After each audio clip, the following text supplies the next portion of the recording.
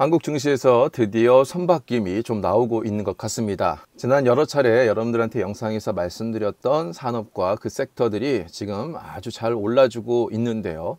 많은 분들이 좀 궁금해하실 것 같습니다. 이런 흐름은 언제까지 좀 이어질 것이냐? 특히나 또 저희 멤버십에 계신 분들이 최근에 높은 수익을 많이 인증을 해주고 계시죠.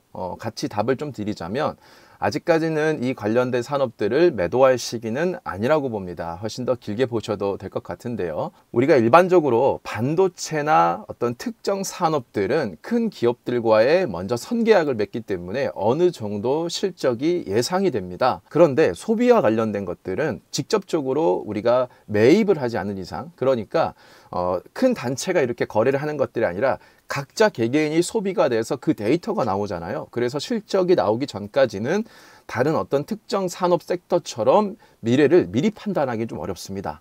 그렇기 때문에 이 산업은 전체적인 추세, 그러니까 이걸 얼마나 소비해 줄 수 있을 만한 여력이 되느냐, 그리고 그걸 사줄 만한 사람들이 존재를 하느냐, 이런 부분에 있어서 빠르게 시장을 파악하는 게 정말 중요한데요. 이걸 또 바꿔 얘기하면 이런 추세적인 움직임이 바뀌지 않는 이상은 아직까지는 이 산업이 주가가 아주 바닥에 있고, 특히나 또 이제 흑자 전환을 하거나 기업의 실적이 이제 막 좋아졌기 때문에 이런 흐름은 아직은 더 여유가 있다라고 생각하시면 될 것 같습니다. 최근 한국이 경상수지가 11개월 연속 흑자가 나왔습니다. 흑자가 아주 높은 수치는 아닙니다만 반도체가 좋아진 것은 누구나 알고 있는 사실인데 관광객이 늘었다라고 이제 얘기가 나오죠. 특히나 이 외국인 관광객도 보면은 여행수지 적자는 전월보다 조금 감소를 했지만 외국인 관광객이 늘었다, 이게 중요한 포인트죠. 특히나 내국인의 해외여행은 감소한 여행, 즉 우리나라 사람들이 해외로 가서 여행하는 건 줄었지만 반대로 외국인 관광객들이 우리나라로 들어온 게 늘었다는 거죠. 그러면 결국은 이 관광객과 관련된 산업들은 이것들이 계속 늘게 되면 이 흐름은 조금 더 이어질 가능성이 높다. 자, 그리고 화장품과 함께 알려드렸던 카지노, 이 카지노도 지금 아주 좋습니다. 특히나 파라다이스 1분기 매출이 영업이익이 최고치를 경신했다고 합니다. 일본인 관광객 VIP 덕분이다 라고 했는데, 이 부분도 제가 지난번 영상에서도 몇 차례 말씀을 드렸죠. 이게 전년 동기 대비 155%나 늘었다라고 합니다. 우리가 주가에서 가장 좋은 건 뭐냐면, 주가는 이렇게 바닥에 있는데 이쯤에서 영업이익이 극적으로 개선이 되면서 흑자가 증가하는 이때가 어떻게 보면 우리가 투자를 하기 가장 좋은 시기다라고 볼 수가 있죠. 그런데 보통 이때는 우리가 함부로 투자하기가 어렵습니다. 왜냐하면 보통 전분기 대비 데이터를 가지고 얘기하는 리포트들이나 산업에 대한 어떤 자료들을 보면 이걸 좋게 얘기가 어려워요. 왜냐하면 앞에 이 부분을 예측해서 얘기하는 것이 아니라 과거 데이터를 가지고 얘기하는 게 많기 때문인데요. 실제로 올 1월 달에 보면은 얼마 안 됐죠. 이때는 카지노, 화장품 등의 관련주가 목표가가 줄줄이 하향이 됐었습니다. 특히나 대부분의 리포트들도 많지도 않았지만 이게 어닝 쇼크가 나왔다, 주가가 내리막이다, 적자 전환을 했다, 경기 둔화와 통제 강화가 겹쳐서 최악의 악재다, 이런 얘기가 많이 나왔죠. 근데 실제로 주가는 어땠습니까? LG생활건강을 본다면은 요때가 1월 달인데, 여기가 이제 1월 달인데 요 시점을 기준으로 목표가가 줄줄이 하향되고 안 좋다라고 얘기를 했는데, 정작 아이러니한 건 보면 밑에 기관들은 이때부터 엄청나게 사요. 그러니까 이때부터 목표가는 하향시키고 안 좋다라고 얘기하면서 정작 기관들은 산다는 거죠. 이런 함정을 사실 우리 투자자분들께서 빠르게 눈치를 채야 돼요. 그러면서 주가는 이미 30만 원대에서 45만 원, 6만 원까지 올라왔고, 자, 아모레퍼시픽도 보시죠. 이게 1월 달이 지금 요때거든요. 요때인데 이때 이런 리포트가 나오고 주가는 살짝 하향했지만 오히려 이때부터 기관들은 계속 삽니다. 그러면서 주가가 지금 현재 17만 원까지 올라왔죠. 11만 원대에서 17만 원까지 무려 저가 대비 60% 이상이 상승을 했고요. 자, 파라다이스도 보면은 이때가 1월 달입니다. 이때가 목표가 줄줄이 하향하고 이제 안 좋다라고 얘기했으면서 실제로 주가는 이렇게 올라갔고, 기관은 또 2월 달부터 계속적으로 삽니다. 참 아이러니하죠. 그러니까 리포트라는 것도 우리가 분명히 시기에 맞게끔 잘 이게 해석을 해야 되는 것이지 그 리포트를 무조건 믿을 필요는 없습니다. 자, 그럼 돌아와서 롯데관광개발도 보면은 카지노의 4월 순매출이 200억 원이고 5월 달에 또 슈퍼이크 수혜가 있다라고 하죠. 5월 달은 뭡니까? 중국인들의 또 단체 관광객들이 증가하고 날씨가 좋아지면서 국내 여행객들이 해외가 아니라 국내로 또 여행 가는 것들이 많아집니다. 그래서 올해 누적 카지노 순매출이 900억 원 이상 증가할 것으로 지금 예상이 되고 있고 전년 동기 대비 무려 244%가 증가할 거다라고 합니다. 호텔 객실도 올해 첫 3만 실이 돌파한다라고 하죠. 그러니까 사실 여기에 가장 중요한 건 뭡니까? 바로 외국인 관광객이 느냐 안 느냐, 이게 중요한 거예요. 자, 그럼 이 외국인 관광객이 느냐 안 느냐, 자, 이 부분을 파악하려면 일단 중국은 한한령이 해제가 되느냐 안 되느냐, 그런 분위기를 파악을 해야 되고, 그리고 중국 내수한테 중국 정부가 돈을 좀 풀어주느냐, 이 부분도 제가 연초에 계속 말씀을 드렸었죠.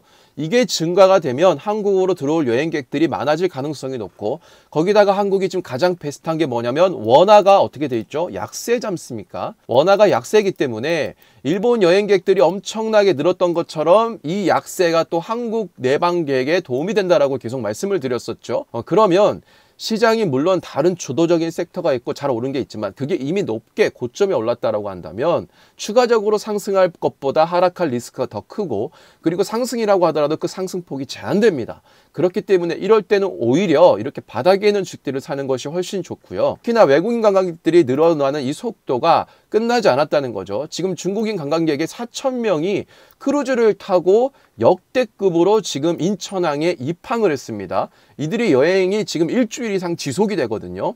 게다가 또 이후에 5,000명 이상의 또 대형 여행객들까지 해서 아직도 많이 남아 있습니다.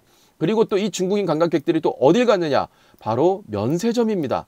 명동 본점과 그리고 신라면세점도 지금 중국 최대 생활정보 플랫폼과 이 관광객 유치에 맞손을 또 잡았고요. 특히나 이 롯데 면세점에 이 4,000명이 한 번에 몰리는 것은 코로나 이후, 즉 2020년 이후 처음이다라고 합니다. 그러니까 거의 4년 만이죠.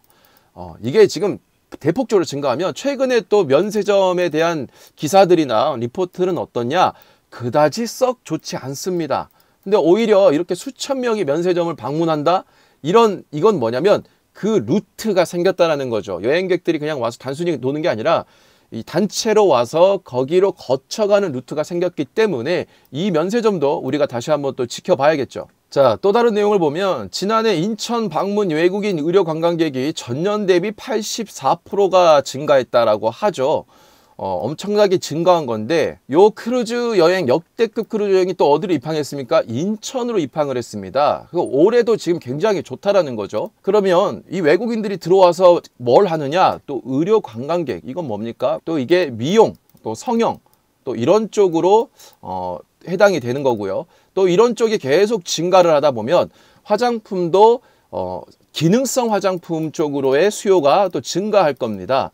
화장품도 가장 먼저 색조 화장품이 먼저 뜬다라고 했었죠. 그래서 색조 화장품이 화장품 섹터에서는 가장 먼저 움직였었고, 그 다음을 이제 이런 의료 관광객이 증가해서 미용 성형으로 많이 간다라고 하면 당연히 미용기기, 미용 의료기기 관련주들이 더 움직일 것이고, 그리고 또 기능성 화장품에 대한 판매가 증가하겠죠. 지금처럼 관광객들이 지속적으로 늘어나고 더 그런 배경이 만들어진다라고 한다면 주가가 워낙에 바닥에 있기 때문에 2분기 실적도 좋아질 가능성이 무척 높겠죠. 이제 흑자 전환을 하거나 이제 매출액이 다시 턴어라운드해서 전분기 대비 높아졌다, 이런 것들이 나오면 올해 어쩌면 상당히 장기간 동안 이 섹터가 좋아질 가능성이 높습니다. 아직까지는 원화 약세가 특별하게 개선될 만한 조짐도 보이지 않고 시장의 방향성은 애매한 상태에서 주도주로 올랐던 업종들은 지금 힘이 좀 빠지고 있는 상태. 그러면 그 돈들이 어디로 이동할 것이냐를 판단했을 때 저는 이 섹터들이 이제 좋다라고 보여지고요. 물론 제가 작년부터 계속 말씀드렸던 게임주들도 지금 시장에서 정말 잘 오르고 있는데 이 부분도 제가 다음에 방송에서 말씀드리고요. 이런 화장품 주식들을 보면 최근에 주가가 많이 상승했습니다. 절대 급하게 쫓아가지 마시고 아무리 좋은 기업들이더라도 상승을 할 때는 상승과 눌림을 계속 반복을 할 겁니다. 다만 이 차이는 하락할 때는 하락폭이 더 크고 반등폭이 작고, 또 하락폭이 훨씬 크고 반등폭이 작는, 자, 이렇게 하락 때는 2파동, 하락에는 1파동, 이런 모습을 많이 보여준다라고 하면 상승 때는 상승이 2파동, 하락이 1파동, 이런 식의 아주 건전한 조정을 걸치면서 상승을 할 겁니다. 그래서 이 영상을 보신 분들도 이미 투자를 해서 내가 수익을 보고 있다라고 하면은 물론 현금이 없다라고 하면 일부 현금 확보를 하는 것은 좋겠으나 그게 아니라라고 한다면은 조금 더 수익을 장기간 가져가시는 게 좋을 것 같고, 또 신규 진입을 하셔야 되는 분들이라고 한다면 약간의 눌림 자리를 기다렸다가 투자하시는 게 좋을 거다라고 보여집니다. 우리 개인 투자자분들께서 가장 수익을 보기 어려운 이유가 뭡니까? 손실 때는 손실폭이 굉장히 크게 발생을 해요. 왜냐하면 5% 정도 손실에 대해서 우리가 손절을 해야 될 타이밍이 온다라고 하면 이걸 보통 못하죠. 앞에서 이걸 기다렸다가 잘 됐던 기억들이 몇 번 있다 보니까 그냥 계속 하염없이 기다립니다. 그러다가 손실이 한 10% 정도 이상 커지면 그때부터는 섣불리 손절을 하기가 어렵죠. 그러다가 손실이 20%, 30% 이렇게 계속 증가하다 보면은 이때부터는 이제 아무것도 못하고 손을 놔야 됩니다. 그러다가 이런 분들이 실적이 조금 개선돼서 이제 주가가 조금이라도 올라보면 이때라도 나 팔아야 돼 하고 얼른 나가버리고요. 그리고 투자를 했던 분들도 과거에 앞에서 이렇게 높은 자리까지 갔던 것들을 빨리 팔지 못하고 크게 계속적으로 손실을 봤던 경험이 있다 보니까 주가가 조금만 오르면 이때 겁먹고 후딱 팔아버립니다.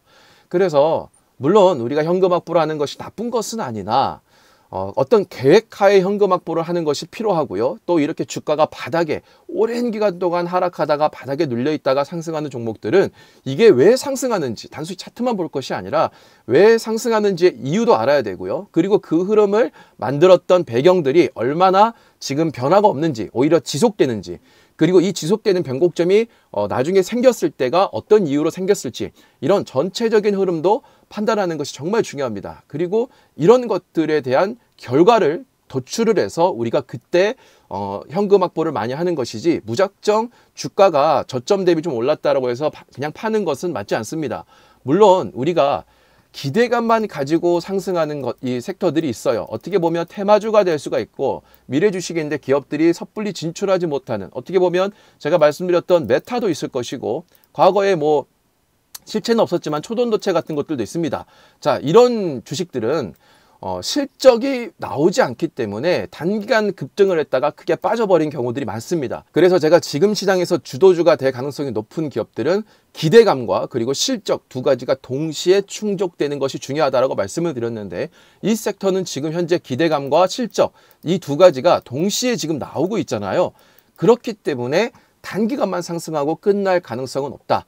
다만 이 화장품주에서도 수출에 영향을 많이 받았던, 그러니까 미국향, 일본향으로 북미향, 동남아로 수출을 많이 했던 색조 화장품에 대한 관련주들은 예를 들어서 CNC 인터내셔널, 잉그루뎁, 그리고 아이패밀리시, 이런 기업들은 주가가 너무 지금 몇 배가 올라가 있기 때문에 사실 내수의 여행객들로 인한 그런 영향은 그렇게 크지 않습니다. 오히려 중국인 대상으로 많이 했던, 국내 여행객들을 대상으로 많이 했던 섹터들, 많이 못 올랐던 섹터들이 저는 항상 좋다고 여기 말씀을 드리는 거고, 그런 기업들이 한국 화장품, 그리고 한국 화장품 제조, 한국 콜마, 혹은 아모레퍼시픽, LG생활건강, 이치환불, NFC, 청담글로벌, 자, 이런 기업들이 이제 대표적으로 되겠죠. 물론 이제 이 외에도 있을 것이고요. 그리고 또 카지노와 관련된 GKL, 그리고 롯데관광개발, 그리고 파라다이스, 이런 기업들도 실적이 개선되는지와 지속적인 영업이익,